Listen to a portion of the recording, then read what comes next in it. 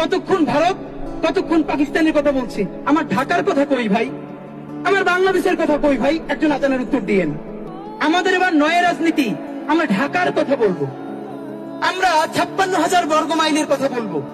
আমার যে বন্ধুরা ভারতের আর পাকিস্তানের পতাকা আপনারা পাপোশ হিসেবে ব্যবহার করছেন, আপনাদেরকে একটা বিনীত অনুরোধ করি ভাই হিসেবে, এই সময়টা এইখানে ব্যয় না করে বাংলাদেশের পতাকাটা আরো কত উঁচুতে বাঁধা যায় সেইটার উপরে নজর দেন। বাংলাদেশের পতাকাটা যদি আরো অনেক উঁচুতে, আরো উঁচুতে বাঁধা যায়, সেইটাই আমাদেরকে বিশ্বের বুকে পরিচিত করবে ইনশাআল্লাহ। চলেন আমরা কেউ বিএনপি করবো, কেউ জামাত করবো, কেউ এনসিপি করবো, যা ইচ্ছে তাই করবো, কিন্তু আমরা কোন দেশের তাবেদারি করব না, গোলামি করব না।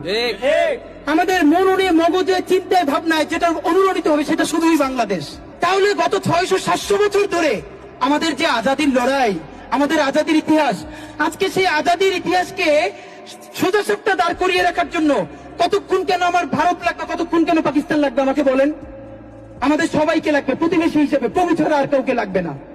এইখানে যত পার্সেন্ট মুসলমান হোক, সংখ্যা আমরা বলবো না, আমরা তাওহীদবাদী মানুষ হিসেবে এই রাষ্ট্রের প্রভু একমাত্র আল্লাহ।